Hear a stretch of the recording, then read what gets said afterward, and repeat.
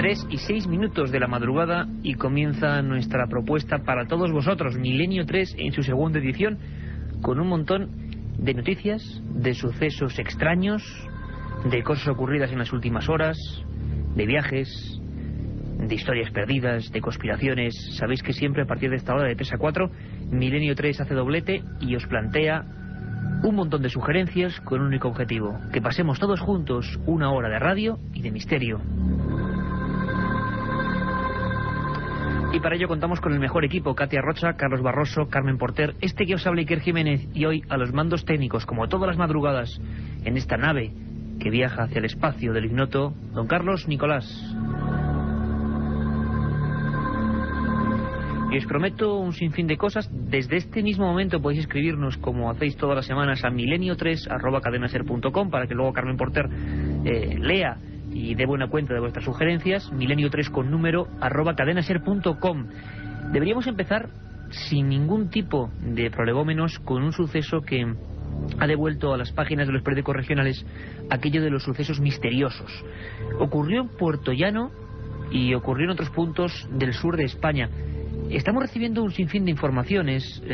La próxima semana, con nuestro compañero en el sur, José Manuel García Bautista, vamos a intentar... Hemos retrasado el reportaje, la investigación, un par de semanas, porque creemos que conviene tener a los testigos y tener testimonios interesantísimos, porque ha habido observaciones muy extrañas de diversas luminarias en el cielo, sobre todo de Sevilla, de una zona muy concreta, además, que queremos mucho, que es el Aljarafe sevillano. Muy bien. Pero resulta que algunas de esas luces, en ciertos puntos de España, parece que han caído, que se han precipitado contra el suelo. Y no hablamos de conspiranoicos, de investigadores poco profesionales, sino hablamos de empresas como Repsol, de investigadores científicos y de algo que sobre todo ha causado el pánico en una ciudad populosa, en el viejo barrio llamado de Asdrúbal, en la zona limítrofe con Puerto Llano, en Ciudad Real. Carmen Porter, buenas madrugadas. Buenas madrugadas, Iker. Ya más tranquilos después de un programa explosivo, ¿verdad? Un programa emotivo, el que hemos dedicado a esos cosmonautas rusos y americanos de cualquier país, de cualquier nacionalidad, que han dado su vida porque sepamos más y porque indaguemos. Yo todavía casi tengo el vello de punta en recordando el saxofón de Ron McNair, con el que hemos empezado esta primera edición de 10:30 a 11, ese saxofón sorprendente grabado dentro de la nave Challenger muy poquito antes de que todos ellos murieran, justo casi coincidiendo con el aniversario de la Columbia. Pues ha realizado una macabra cabriola de esas que a veces da el destino, desgraciadamente. Pero desde aquí también esta madrugada, lo decíamos antes, nuestro respeto, nuestro recuerdo y nuestra admiración para los hombres del espacio, esos que hacen que cada día sepamos más de lo que nos rodea. Carmen, Puerto Llano, misterio. Del espacio seguimos hablando, Iker. Sobre las 9:30 de la noche del pasado lunes ya nos llegaban informaciones de que un fenómeno insólito se estaba produciendo en los cielos de Ciudad Real. Recibimos varios mails, uno de ellos, Rubén Díaz Gallardo, nos decía que vivía en Puerto Llano, que había oído en las noticias y que incluso había escuchado que la policía científica se había desplazado hasta el lugar donde, al parecer, había caído una extraña bola de fuego. Como siempre, Carmen, la colaboración de nuestros colegas de Milenio 3, espectacular.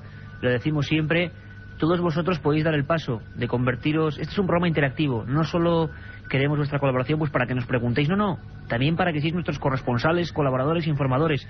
Y vaya si lo estáis haciendo, nos tenéis sorprendidos, sois los primeros en informarnos de las cosas. Estamos, de verdad, orgullosos de vosotros. Y en Puerto Llano no es este mail, sino muchos más, ¿verdad? Un montón de amigos informándonos de un montón de cosas desde allí. Sí, además también hemos podido recoger incluso testimonios que decían que se trataba de un objeto incandescente que caía del cielo, que provocó un incendio que arrasó unos 1000 metros cuadrados de tierra. Al parecer era en un sitio de cañas, Iker. Por el momento la policía judicial no ha encontrado ningún objeto ni resto extraño al que se pueda deber este incendio. Efectivos de la policía científica tomaron muestras de las cañas quemadas, del agua y de las piedras para investigar las causas del incendio. E incluso, como decías tú antes, responsables de Repsol Química, que tienen varias plantas en Puerto Llano, midieron con aparatos especiales la radiactividad que pudiera haber en la zona. Finalmente no se ha detectado ninguna anomalía. Pero tenemos en Puerto Llano a nuestra compañera de la cadena SER, a Gabriela Galán. Un incendio producido en un cañaveral con mucha humedad en el desaparecido barrio de Asdrúbal, en Puerto Llano, ha provocado la incertidumbre entre los vecinos. Y es que la hora de este incendio coincide con las declaraciones de varios testigos que dicen haber visto una bola de fuego cruzar el cielo. Pedro Paz es uno de esos puertollanenses que dicen haber visto este extraño objeto. Una luz verde muy intensa, que de un color muy bonito que no lo había visto otras veces. Y estaba el cielo totalmente negro y de momento vi la luz verde esa a la que hacía referencia antes y detrás una estela de color anaranjado bastante larga durante unos segundos. Después la luz verde desapareció detrás de un edificio y en décimas de segundo pues salió un resplandor muy brillante también. Tanto la policía científica como una profesora de la Universidad de Castilla-La Mancha visitaron la zona y tomaron algunas pruebas para su posterior estudio. Ahora falta saber qué ocurrió, o mejor dicho, si realmente cayó algo que provocara este incendio del que todos hablan en Puerto Llano. Gabriela Galán, nuestra compañera, Cadena Ser Puerto Llano. Si ocurre algo, si ocurre un misterio, está la SER, y si ocurren cosas de este tipo, desde luego está Milenio 3. Lo más sorprendente es que gracias a vuestra colaboración, gracias al montón de amigos que, como os digo siempre, nos tenéis un poco hasta con congoja, ¿no?, de ver cómo os echáis a la calle, investigáis, preguntáis. Creo que si despertamos en todos vosotros esa inquietud, esa necesidad de ir y buscar y saber y contarlo, estamos haciendo algo grande, porque hacía mucho tiempo que la visión de investigar, de indagar, de bucear estaba un poco dormida, podemos decir, en muchos aspectos, ¿no? Entonces Milenio 3, que contribuye a que mucha gente joven y de cualquier edad esté ayudando a ello, nos sentimos tremendamente felices, porque es que nos llegaban noticias, lo hemos confirmado, en Almería, en las mismas fechas, un hecho igual de misterioso, una caída extraña de un objeto, de una luz misteriosa sobre el suelo. Exactamente, Iker. Fernando Peña nos escribía y nos decía: es lunes 26 de enero, 23 horas, y acabo de escuchar que una gran luz ha sido vista por bastantes barcos y testigos en las costas de Almería y Granada. En principio la luz era naranja, pero el color variaba según el lugar donde fue vista. Autoridades y Protección Civil han descartado la posibilidad de que fuera una bengala de un barco. Y efectivamente, también en Almería se pudo ver una bola de luz que atravesó esta ciudad andaluza. Se cree que puede tratarse de un cometa o de un asteroide. El tamaño, más o menos, según los científicos que han podido estudiarla, sería como el de una pelota de tenis. Sí, pero aquí lo raro, Carmen, es que no, cuando llegan las autoridades no hay restos de ese meteoro, que tiene que dejarlos, claro. No hay restos, pero en este caso ha podido ser fotografiado en la estación, gracias a una cámara de la estación del Arenosillo, que se encuentra en Huelva. Incluso ha salido publicada la fotografía. En este caso sí que se cree que es lo que los expertos llaman un bólido, que entró con una velocidad, según dicen, de entre 30 a 70 kilómetros por segundo. Lo curioso es que se correspondiese perfectamente en las fechas con el otro suceso de Puerto Llano. Es realmente, a veces la naturaleza, si es que es la naturaleza, bueno, todo es naturaleza, nos tiene, bueno, pues estas sorpresas guardadas de cuando en cuando.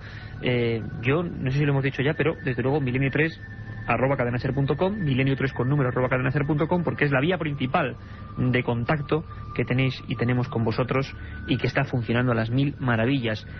Casi 600 mails semanalmente con todo tipo de informaciones, y que de verdad son básicas para el funcionamiento de este programa. Y es que en Málaga, estamos hablando del sur de España, Ciudad Real, después Almería, ahora Málaga, han pasado también cosas relativas con el espacio y con los objetos misteriosos que aparecen. Pues sí, que en Málaga se ha visto también prácticamente lo mismo que comentábamos, lo mismo que en Almería y lo mismo que luego comentaremos en Melilla, que también se han visto pues esos bólidos extraños, esas bolas de fuego que no sabemos dónde han caído. En Málaga tenemos también a una compañera de la cadena SER que se llama Ana Teresa Vázquez, y esto era lo que nos decía. Sorpresa y miedo. El meteoro que iluminó esta semana el cielo malagueño no dejó impasible a ninguno de los que lo vieron. Los astrofísicos creen que el objeto rocoso podía tener un peso no superior a los 300 gramos. Parece insignificante, pero si se compara con el de una estrella fugaz que no supera los 10 gramos, puede ayudarnos a valorar su espectacularidad. Este meteoro pudo entrar en la atmósfera terrestre a una velocidad de 28 kilómetros por segundo, proveniente posiblemente de la constelación de Cáncer. Los expertos continúan sin precisar el lugar exacto donde pudo caer. Sospechan que en el mar de Alborán. Francisco Gálvez es vicepresidente de la Sociedad Malagueña de Astronomía. Mirando aquella dirección del cielo y lo vimos perfectamente, ¿no? Fue un regalo de la naturaleza, sinceramente, porque fue fue un espectáculo y fue precioso, ¿no? Ver las fulguraciones, la caída, cómo brillaba el cielo, los distintos tonos que adquirió, y fueron 2 segundos, así que... Y después, bueno, las noticias, cómo han corrido de un lado a otro, la gente lo que ha pensado, la verdad que ha sido un hecho muy interesante, muy interesante. Los astrónomos locales reconocen lo inusitado del fenómeno, que no se observaba en Málaga desde hace años. En Málaga también la sorpresa, y en Málaga los compañeros con los micrófonos amarillos que persiguen la noticia y lo insólito de Milenio 3 y de la cadena SER. Bueno, la verdad es que es muy curioso. Hacía mucho tiempo yo creo que no se recordaba una lluvia de cosas misteriosas, sean objetos, aerolitos, dejen restos, se fotografíen con Almería o no se encuentra absolutamente nada, en el caso más espectacular quizá en Puerto Llano, pero es raro que sea esa zona concreta del sur de España la que esté siendo afectada. Incluso nos contabas, Carmen, que Melilla. Sí, también en Melilla hemos recibido un mail de Rubén que nos decía que ayer, día 27, él nos escribe el día 28 de enero, ocurrió un suceso paranormal. Seguro que no os lo vais a creer, pero os lo voy a contar. Alrededor de las 21 horas hubo una luz como la de 2 relámpagos, pero no era relámpagos porque no había nubes y yo creía que era como una bola.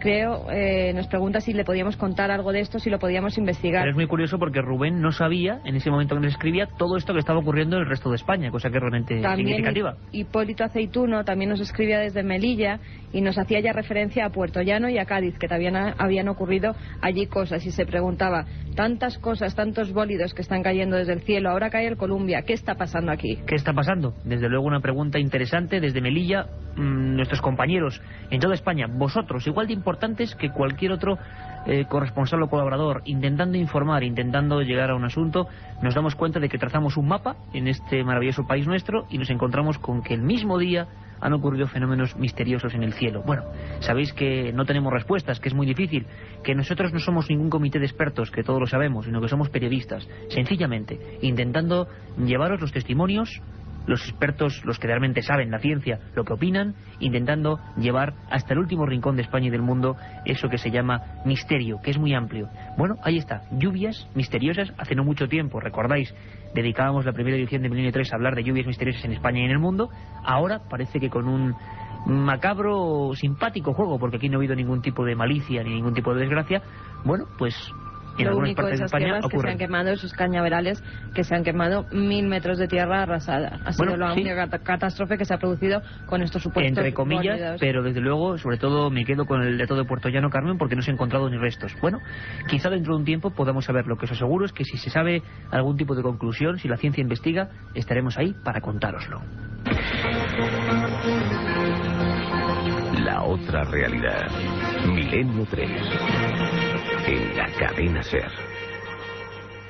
Si quieres viajar a lo desconocido, no dejes de leer El Archivo del Misterio de Iker Jiménez, los libros del tercer milenio. Colección El Archivo del Misterio de Iker Jiménez, publicado por Editorial Edad.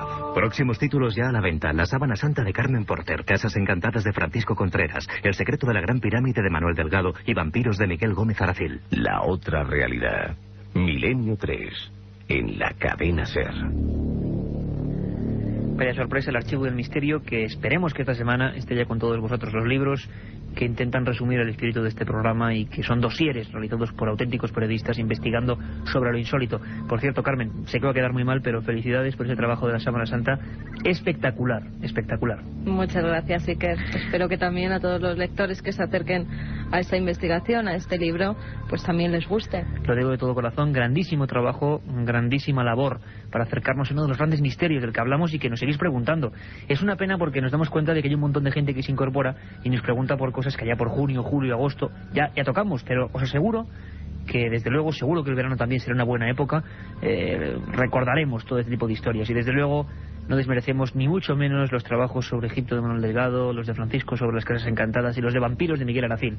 Espero que acojáis con los brazos abiertos esta nueva iniciativa de estos hombres que intentan perseguir el misterio. Y uno de ellos, que va a estar también por supuesto en ese Archivo del Misterio, se llama Nacho Ares, director de la revista de arqueología, gran amigo y integrante de este programa. Y cada semana es que nos trae unas cosas que nos dejan fríos. En el Titanic, decir Titanic es decir misterio, decir tragedia, se dijeron, se hablaron, se fotografiaron muchas cosas, pero hubo una que ocurrió en la bodega que muy poca gente sabe. Es parte ya de la historia perdida. Vamos a escuchar a Nacho y vamos a descubrir qué iba en la bodega de aquel barco que ya es un mito.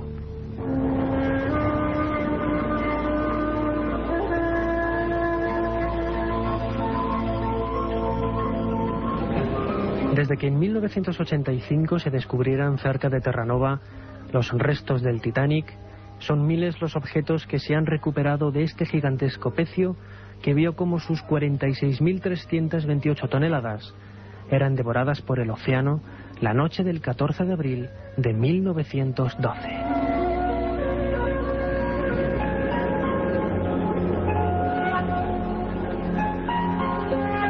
Además de las numerosas peculiaridades relacionadas con los adelantos en ingeniería naval que manifestaba el nuevo monstruo del mar, todo lo que contenían las bodegas y almacenes del Titanic era insólito. Miles de docenas de huevos, toneladas de patatas, sacos de café o miles de botellas de agua mineral, a lo que habría que añadir algo realmente extraño: una momia egipcia.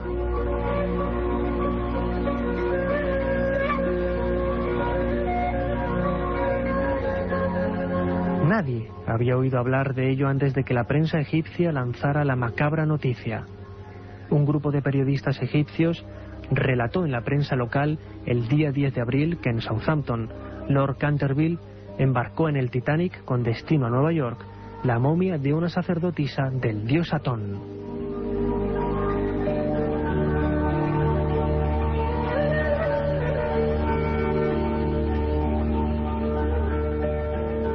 La presencia del macabro souvenir junto al puente de mando sería algo normal si el capitán Smith y su segundo oficial, Lightoller, no hubieran protagonizado un comportamiento sospechosamente extraño y autoritario durante las angustiosas horas que antecedieron al hundimiento del barco.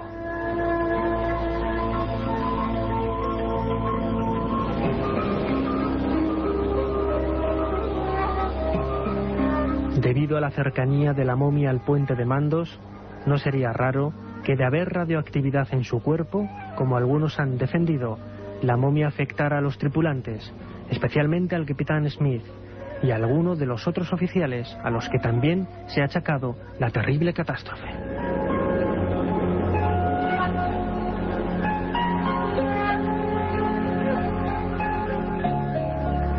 Toda esta historia tiene un pequeño fundamento de realidad. En el Museo Británico de Londres se conserva la tapa de un ataúd de una sacerdotisa desconocida de Tebas. La tradición se refiere a esta sacerdotisa como la momia maldita, ya que se dice que viajó en el Titanic en 1912. Sin embargo, en la documentación del Museo Británico no hay nada que lo justifique, si bien es cierto que sin conocerse el porqué, siempre la han relacionado con el misterioso Titanic.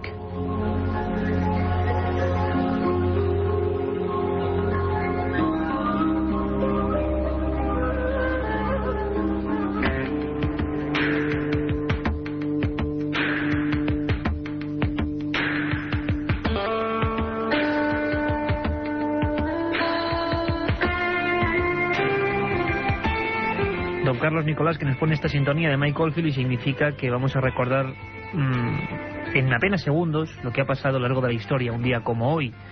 Tremendo, ¿verdad, Nacho Ares? Su historia perdida. Vais a poder disfrutarla por escrito dentro de muy poquito. Un auténtico investigador del misterio, de lo insólito, de nuestra arqueología y de nuestro pasado, realmente difícil de explicar. Tal día como hoy, un 3 de febrero, ocurrieron muchas cosas, y curiosamente algunas que tienen que ver con la exploración del espacio. Tal día como hoy, un 3 de febrero, en 1468, nace Johann Gutenberg, inventor de la imprenta de tipos móviles. En 1557, Carlos I de España y V de Alemania se retira al monasterio de Yuste. 1904, catástrofe en Murcia por el desbordamiento del río Segura. En 1954, nieva en Huelva por primera vez en su historia. Ya en 1966, la sonda lunar soviética Lunik 9 se posa sobre la superficie del satélite terrestre y emite imágenes desde el mar de las tormentas.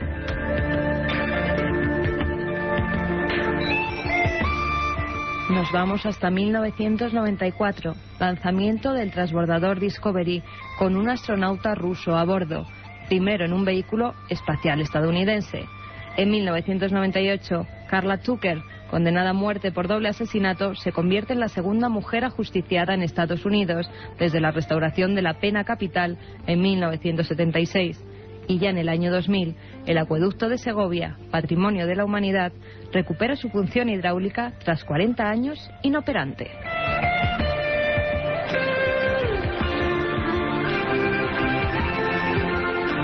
Todas esas cosas maravillosas, algunas, otras indignas de seres como los humanos, que nos creemos a veces racionales más de lo que parece que somos, pasaron un 3 de febrero.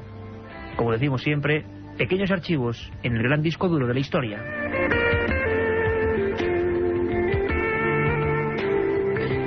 Y tenemos siempre una sección primordial, porque es también la que intentamos responder a vuestras dudas. Sabéis que este es el planteamiento. Hay un Milenio 3 con número @cadenaser.com, también hay un contestador 915324532. Escuchamos todos los mensajes 915324532 y este Milenio 3 @cadenaser.com, porque siempre elegimos, hay muchísimas, todas interesantísimas, una pregunta vuestra, un tema, e intentamos no responderlo, pero sí avanzar en las investigaciones y contaros todo lo que sabemos. Esta es siempre esta variada proposición que hacemos en la segunda edición de Milenio 3. ¿Y la pregunta de dónde venía esta vez, Carmen? Venía desde Jaén y nos la hacía Germán Alcocer. Dice: hola Iker, ante todo felicitarte a ti y a todo tu equipo por el genial programa que nos ofrecéis. Muchas todo gracias. Lo que tocas lo haces bien. Bueno, eso ya no está tan claro, pero muchísimas gracias por la encuesta a Milenio 3. Solo te escribo para pedirte que hagas un programa sobre un tema que me inquieta mucho: el fantasma de Le Prieur. Un nombre dificilísimo, porque uno dicen Le Prieur, Le Prieure, Le Prieure. Bueno, no sé exactamente, el francés no es nuestro fuerte, pero significaría, esto lo vais a entender mejor, el priorato en Francia. Una auténtica historia de fantasmas. Hemos hablado de cosas muy agradables hasta ahora, y ahora los que viajéis solos, los que estéis en la cama, bueno, os pido sábanas hasta el cuello, porque esto ocurrió en una habitación. Una historia de fantasmas. Prepararos porque es un poco fuerte.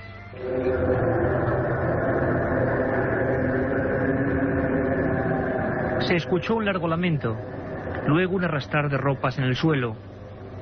Acto seguido apareció ante la puerta la figura de un fraile sin manos. Era el fantasma. Le Prieure, un viejo caserón donde residió aquella comunidad de religiosos, antes de ser masacrados durante la Revolución Francesa, se convirtió en un lugar espantoso, sobre todo para Madame V y sus dos hijos, Jean y Gastón. El 6 de julio de 1955 ocurrió por primera vez. Cada uno en sus aposentos escucharon con nitidez aquel alarido, como un sollozo. Después la figura, sin nunca abrirse la puerta, apareció a los pies de la cama de la aterrorizada señora. Durante más de 2 minutos pudo comprobar cómo aquel cuerpo delgado tenía por rostro solo un oscuro óvalo negro. Robert Toquet, profesor de antropología en la Escuela Internacional de París, fue el primero en entrevistarse con los testigos. Todos se hallaban bajo un intenso shock emocional. Los dos jóvenes afirmaron que tras escuchar los gritos de su madre, pudieron ver las espaldas de la figura, que se alejaba lentamente al final de la alcoba. El profesor Toquet, convencido de que se podía atrapar al fantasma, obligó a la familia a tomar varias cámaras fotográficas y a esperar en la madrugada del 10 de julio el regreso del supuesto espectro. En la vieja y mohosa correspondencia, cruzada entre el testigo y el estudioso, se podía leer lo que sigue.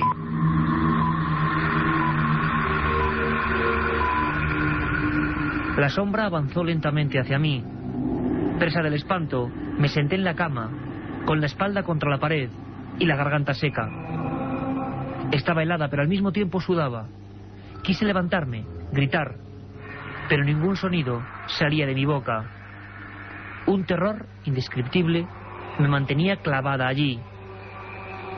La sombra avanzó hasta situarse junto a la chimenea. Se arrodilló, y yo sentí el golpe de sus rodillas contra el pavimento. Tenía las mangas juntas, como en un gesto de súplica. Después se alzó poco a poco y se encaminó hacia la puerta de una pequeña habitación que se encuentra al lado de la alcoba.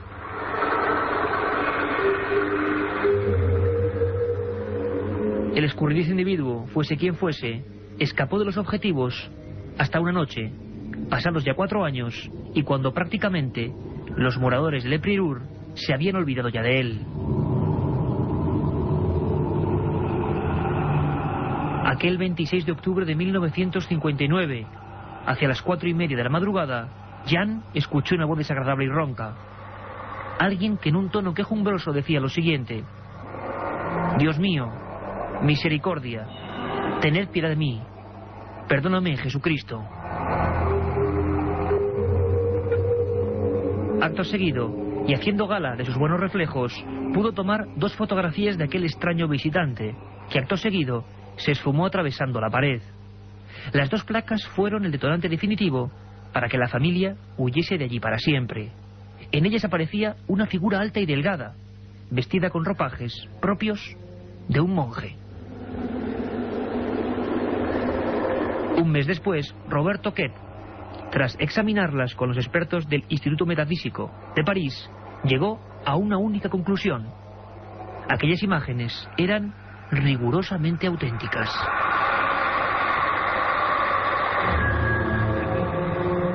Un viaje en busca del misterio. Milenio 3, en la SER.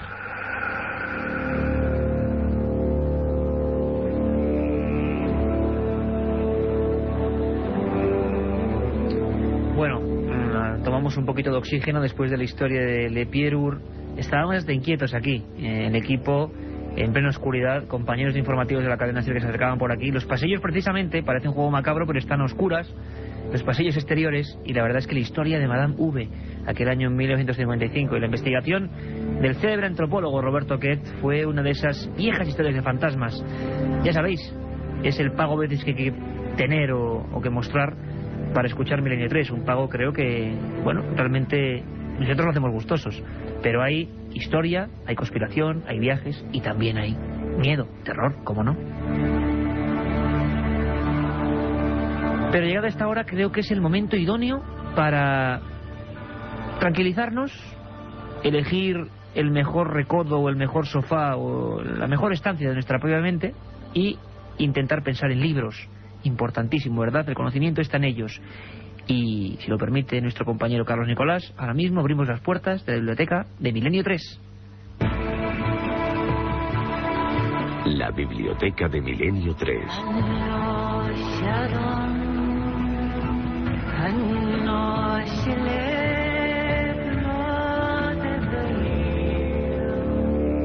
Tengo en mis manos un libro de una editorial catalana, La Espiral. Tenemos ahí un buen amigo, Miguel Gracil. Están haciendo una buena labor y una de sus últimas creaciones es Los últimos dinosaurios vivos. El autor Miguel Segui. Miguel Segui es uno de los auténticos entusiastas de lo que llaman criptozoología. Un día dedicaremos, ya hablamos en su día creo del Yeti, aquí con Pere de Tudela, con Fernando Iglesias Siches de Traslove Films, con un montón de exploradores mundiales que perseguían estos bichos. Pero Miguel Segui, periodista y licenciado en biología por la Universidad de Barcelona, lleva toda la vida pues alejado de lo cómodo que es dedicarse solo a la naturaleza en su aspecto más funcional y persiguiendo en sueños, en la verdad, en la exploración, a los viejos dinosaurios. Centra este libro, muy interesante, repito el título, Los últimos dinosaurios vivos, en criaturas como Mokele Membe. Sabéis que una de las más importantes misiones de National Geographic, de mayor coste económico, va a ser para perseguir en algunas zonas, algunos hablan del Zaire, otros hablan de Namibia, de lo que sería el último brontosauro vivo. Testimonios a miles, huellas fotografiadas, incluso excrementos y otro tipo de elementos que indican que hay un animal. Le pueden llamar loco a los criptozoólogos o a los exploradores, pero es muy curioso. También decían que no podía haber celacantos porque debían haber muerto hace 150 millones de años, según la ciencia oficial. Bien, es la misma ciencia que ahora en algunos zoológicos y acuarios del mundo tiene algunos celacantos que de repente, en el año 38, comenzaron a aparecer. La criptozoología, un mundo apasionante. Conoceréis a Mokele Membe, conoceréis las investigaciones realizadas por científicos auténticos de los gigantescos pájaros no identificados en algunos países de África. Viajaremos a las profundidades en busca de ese mundo. A ese sí que le vamos a dedicar muchos programas, el mundo azul, el mundo acuático, lleno de sorpresas. Más desconocido parece que nuestro propio sistema solar. Esa es nuestra recomendación. Últimos dinosaurios vivos, Miguel Segui, Ediciones La Espiral, nuestro libro nuevo, nuestro libro encontrable de la semana. Y Carmen, tienes encima de la mesa aquí en este estudio uno entrañable para nosotros, bueno, una de las portadas más míticas de la historia de los misterios. Para los que nos gustan los libros, desde luego, un incunable auténtico. Y más impactantes, diría yo, porque a mí realmente cuando me acerqué a este libro me impactó mucho estos dos hombrecillos verdes. Bueno, primero que la editorial y la colección ya es una cosa sagrada, ¿no? Ya es una cosa, además, en Milenio 3, la biblioteca de Milenio 3, tiene toda la colección de Otros Mundos que publicó Plaza y Janés. En este caso traigo un libro que se llama Los extraterrestres en la historia. El autor, Jacques Vergier. El libro fue publicado en mayo de 1972 y, como siempre, Iker rescata unas palabras del autor que nos dice: este libro tiene por objeto señalar las intervenciones exteriores producidas en la prehistoria y en la historia, cuyo origen resulta imposible atribuir a nuestro planeta. Entre otras cosas, en este ejemplar podemos encontrar capítulos dedicados a los visitantes de Nazca, como por ejemplo nos cuenta cómo fueron descubiertas las líneas, los estudios que se han hecho en torno a ellas, e incluso recoge varias hipótesis de cómo se pudieran formar estas líneas, que tú además, si que has estado allí, las has pisado, aunque estuviera prohibido.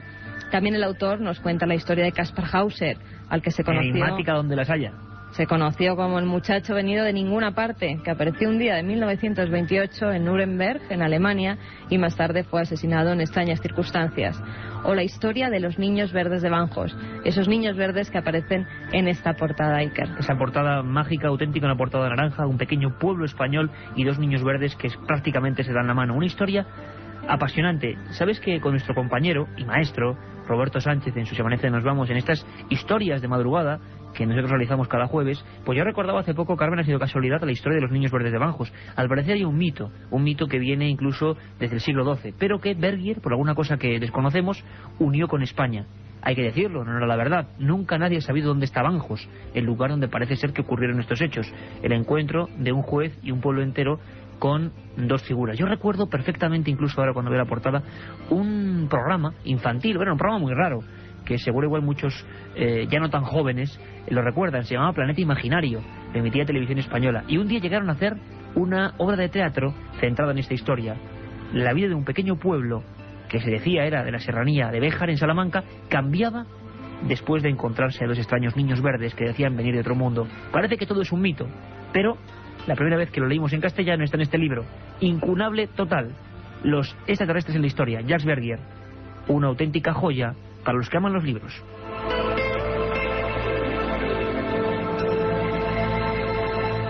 Y ahora, por ejemplo, con estos dos libros, el nuevo y el viejo, bajo la faltriquera, qué mejor manera de seguir embuidos en misterio que coger ruta hacia lo desconocido, rumbo a lo desconocido.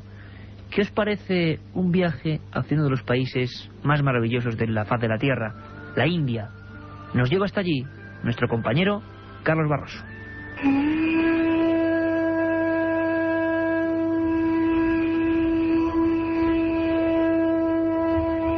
Desde la expedición de Alejandro Magno en el siglo IV a.C., la India no ha dejado de fascinar a Occidente.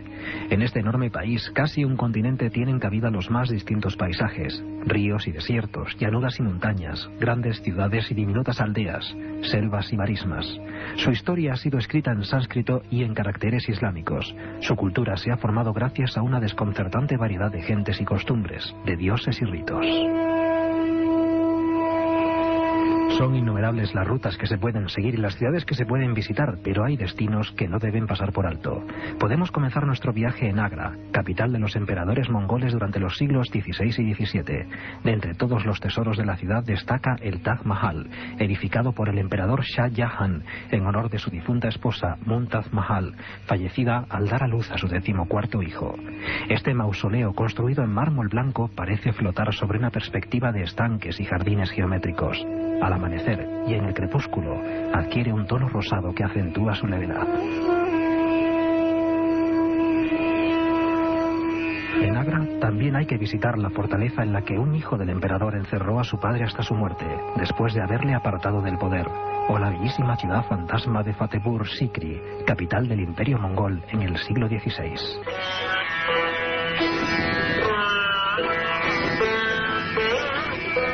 En el norte del país, Benares condensa las esencias de la India profunda. En esta ciudad salpicada de importantes edificios religiosos, se unen la vida y la muerte de una forma fascinante. De manera continuada atrae a miles de peregrinos que la consideran una ciudad sagrada. Cada día, al salir el sol, una multitud de creyentes se desliza por las escalinatas que descienden al río Ganges para cumplir con un rito ancestral. Junto a las barcas, beben, se bañan o rezan. En Manicanica está la escalinata de las cremaciones. Allí los cadáveres de quienes acuden a la ciudad para morir son envueltos en saris y sumergidos en el río antes de arder en las piras funerarias. Las cenizas o incluso los restos que queden sin incinerar serán arrojados al Ganges. Por eso no es difícil contemplar en distintos puntos del río, entre flores y barcas aisladas, restos de cuerpos quemados o incluso enteros que quizás se detendrán en alguna orilla o charca si antes no han sido devorados por los animales carroñeros. Bañada por el mar Arábigo, Bombay es la capital del estado de Maharashtra. Se trata del principal puerto industrial y mercantil del país y constituye el punto de partida para visitar las regiones occidentales de la India. Siguiendo la costa hacia el sur encontraremos las playas, iglesias y cafés de Goa, y en el interior los impresionantes conjuntos rupestres de Ellora y Ajanta.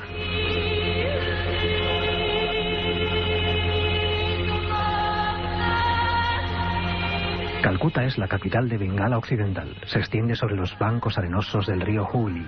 La ciudad de la alegría es un mosaico de gentes y credos, de riqueza y miseria.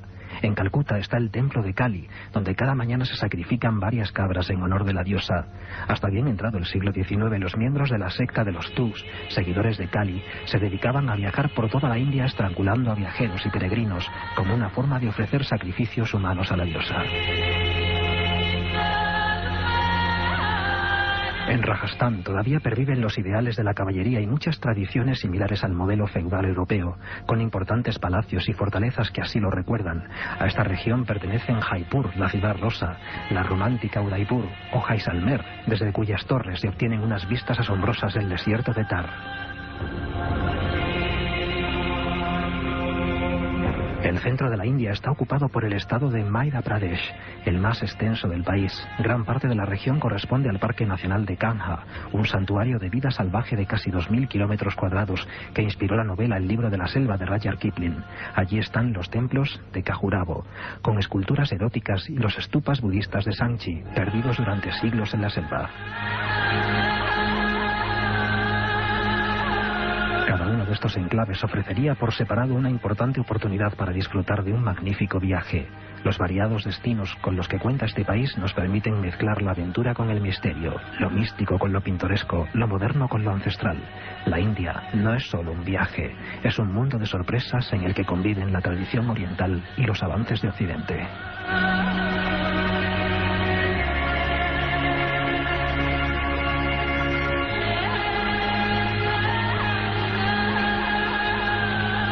Milenio 3, con Iker Jiménez, en la cadena SER.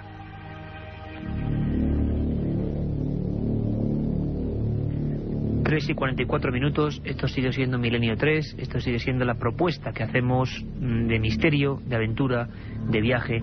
Es realmente confuso y estar confundido pensar que somos un programa solamente de lo paranormal, o relacionarlos con el esoterismo, el ocultismo barato que parece que algunos venden y que algunos incluso parece que quieren que vendamos. No, somos un grupo de periodistas interesados en lo que habitualmente no se cuenta, y eso es amplísimo, y seguiremos haciendo nuestra labor lo mejor que podamos y sepamos. Realmente Carlos Barroso le tenemos cierta envidia porque sus viajes por todo el globo son maravillosos. Ahora mismo se ha imbuido de toda la esencia de ese país. Nos ha hecho recordar esas imágenes de las escalinatas bajando hacia el Ganges, los cadáveres. Allí es una de las zonas más fuertes a nivel sin duda alguna energético o espiritual del mundo.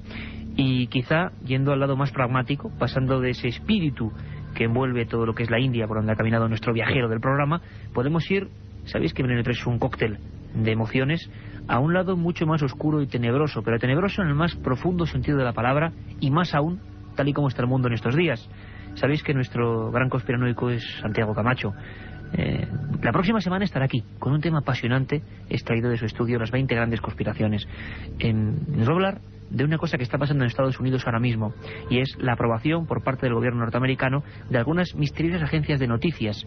Se han descubierto que son agencias, por decirlo suavemente, que parece que, distribuyen, según algunos, ciertas informaciones falsas. Esto ha ocurrido en varios países y parece que está pasando ahora. Los conspiranoicos denuncian el hecho y Santiago Camacho, en su sección, nos lo cuenta.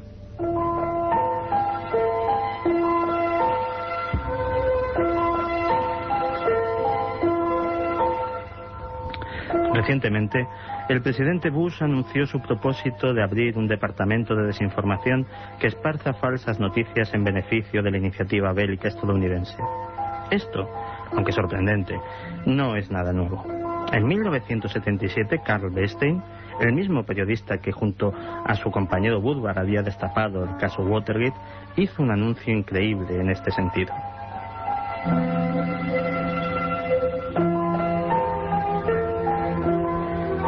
Según Bernstein, más de 400 periodistas americanos habían estado trabajando secretamente para la CIA durante los años 60 y 70. Muchos de ellos eran verdaderos espías camuflados como reporteros.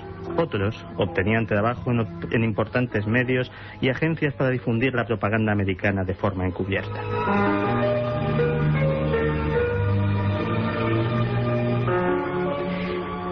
Bernstein no se limitó a dejar caer la noticia de forma abstracta, sino que aportó además una completa lista de nombres que dejó sin aliento a la profesión periodística estadounidense. Allí estaban algunas de las figuras más prestigiosas de los principales medios del país, desde la NBC a la revista Time.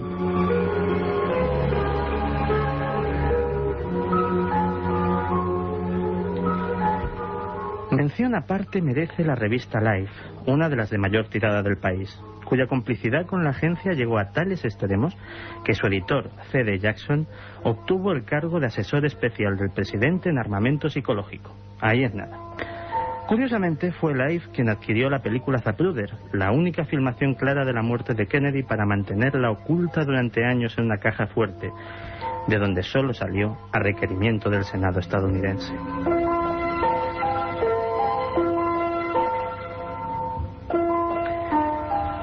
Estos periodistas espías fueron utilizados con especial eficacia para provocar la caída del presidente chileno Salvador Allende. A la vez que calentaban el ambiente social y político con sus artículos, repartían fondos y consignas entre los conspiradores que derrocarían al mandatario electo y traerían a Chile la dictadura más cruel de América Latina.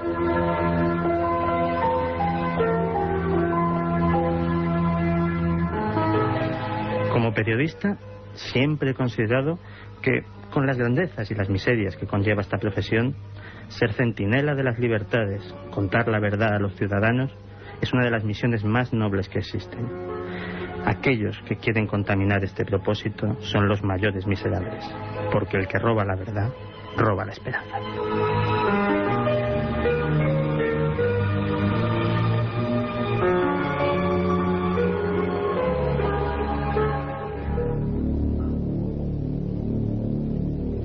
Santiago Camacho hablándonos de los últimos movimientos conspiranoicos. Hoy volvíamos a requerirle de 10:30 a 11 hablando de lo que ya en Internet se cuenta. Y Santi, que es un fenómeno en lo suyo, por eso está en este programa, nos hablaba de que hacía apenas un par de horas Don Nelson, uno de los antiguos dirigentes de la NASA, hablaba de, poco menos llamaba asesinato, ¿no?, por negligencia criminal lo que había pasado. Y ocurría en Internet, porque Internet es un lugar ya indispensable para conocer el pensamiento humano. Esta semana, como veis, ha dado mucho de sí. Hemos tenido un amplio abanico de sucesos, Puerto Llano quizá lo más importante, pero ha habido muchas más cosas que nos traen como cada 7 días Carmen Porter y Carlos Barroso.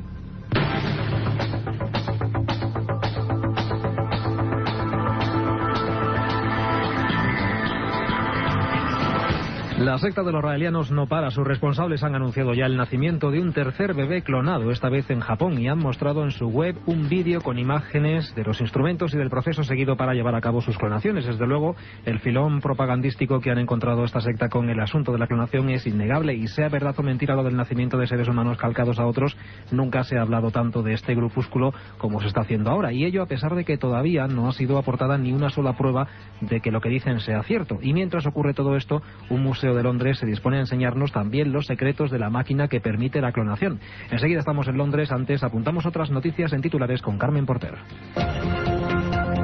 Científicos chinos descubren fósil de un dinosaurio con 4 alas. Nuevos hallazgos arqueológicos en Egipto. Explorador británico viajará a pie a los 4 polos del norte. La primera copia genética fue la oveja Dolly. Después llegaron otras y ahora la secta de los raelianos asegura que desde hace un mes han nacido hasta 3 bebés clonados en el mundo, aunque nada se sabe de ellos. Con este ambiente de fondo es indudable el interés que ha levantado una exposición organizada por el Museo de la Ciencia de Londres, dispuesto a desvelar los secretos mejor guardados de la clonación. Corresponsal Begoña Arce. Protegida tras una urna de cristal, la máquina con la que los raelianos aseguran haber creado a Eva, el primer bebé clonado del mundo, está expuesta desde el pasado miércoles al público. La secta americana ha cedido temporalmente el aparato al Museo de la Ciencia de Londres con la condición de que nadie lo desmonte para conocer sus secretos. La RMX 2010, que así se llama el modelo, resulta vista de cerca poco espectacular. Viene a ser como una caja de zapatos metálica que recuerda a las depiladoras eléctricas de los institutos de belleza. La compañía Clonet, vinculada con los raelianos, atribuye a este invento para la fusión celular embrionaria un valor de 9.000 euros y con ella y otros ejemplares similares aseguran haber clonado una veintena de bebés que estarían de camino. Para la clase científica internacional, todo eso son solamente patrañas. Un investigador alemán asegura haber localizado la figura de la constelación de Orión en una estela de marfil con más de 32.000 años de antigüedad. No solo es una de las representaciones humanas más antiguas jamás encontradas, sino que podría ser también el primer dibujo realizado sobre un conjunto de estrellas. Michael Rappenglueck, de la Universidad de Múnich, descubrió la talla en una cueva del Valle Ach, en Alemania. En uno de los lados de la pieza se puede ver a un hombre con los brazos en alto y entre sus piernas cuelga lo que, según los expertos, podría ser una espada. El estudioso cree que puede tratarse de un dibujo de la constelación de Orión, ya que las dimensiones del hombre corresponden al modelo de las estrellas. Por su parte, la delgada cintura de la figura correspondería al famoso cinturón de 3 estrellas. También ha barajado la posibilidad de que pueda tratarse de un calendario de embarazo, ya que hay 86 muescas. Esto es el número de días que deben ser restados de un año para igualar el número medio de los días de una gestación humana. Un grupo de paleontólogos chinos ha descubierto el primer fósil de dinosaurio con 4 alas. Se llama Microraptor gui, es el primer dinosaurio capaz de volar y podría suponer el eslabón perdido en el estudio del misterioso origen de las aves. Según Xu Xin, investigador del Instituto de Paleontología de Vertebrados y Antropología de la Academia de Ciencias Sociales, es la primera vez que se encuentra un vertebrado de 4 alas y puede tratarse del primer ejemplar de dinosaurio capaz de volar. El animal tenía unos 73 centímetros de largo, unas garras muy afiladas y una larga cola, características que le asemejan más a la familia de los pájaros que a los reptiles tradicionales. Los fósiles fueron descubiertos en un yacimiento del Cretáceo de hace 110 o 120 millones de años, que está ubicado en la provincia nororiental de Liaoning.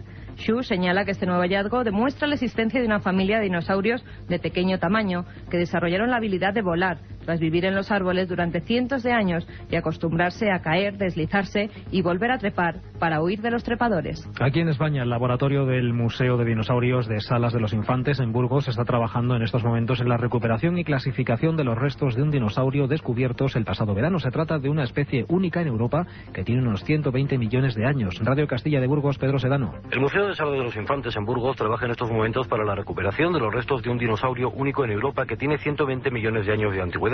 Se trata de un rebaquisáurido. Es un animal herbívoro de grandes dimensiones, único además en nuestro continente. Son numerosos los restos de vértebras y costillas dorsales, varias vértebras caudales y otros restos óseos que todavía no se han podido precisar a lo largo de los análisis que se han realizado después de la campaña de este verano. Del 8 al 26 de julio, 25 personas participaron en trabajos de excavación en la zona de la Revilla y Aedo, próxima al Museo de Salas de los Infantes. Los restos encontrados en el yacimiento de la Revilla revisten una especial importancia, dado que hasta ahora solo se habían encontrado algunos ejemplares de esta familia de diplodócidos en Latinoamérica y África. Además, los encontrados en Burgos parecen ser los más antiguos, lo que podría cuestionar incluso la hipótesis de que este tipo de dinosaurios era originario de África. Y repasamos ya otras noticias de interés. Un equipo de arqueólogos europeos y egipcios ha desenterrado varios restos de estatuas del faraón Amenhotep III, de su esposa la reina y de una diosa. Tai Hawass, director de la meseta de Giza, ha asegurado que descubrieron las cabezas cuando realizaban excavaciones en el templo de Amenhotep III, que vivió entre el 1417 y el 1379 a.C.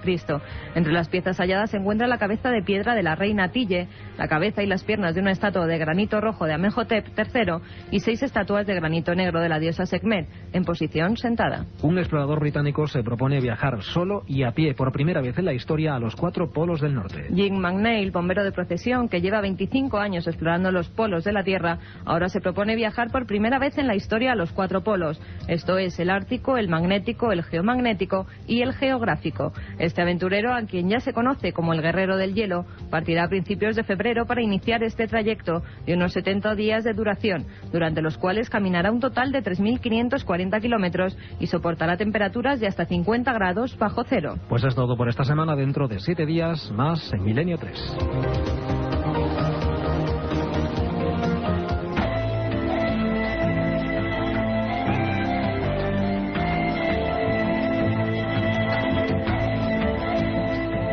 Las noticias completísimas referidas a los exploradores, a la historia, a la arqueología, a nuestro pasado, al futuro, y con todos los corresponsales de la cadena SER que se vuelcan en que tengáis la voz desde el lugar de los hechos, una de las filosofías de este programa.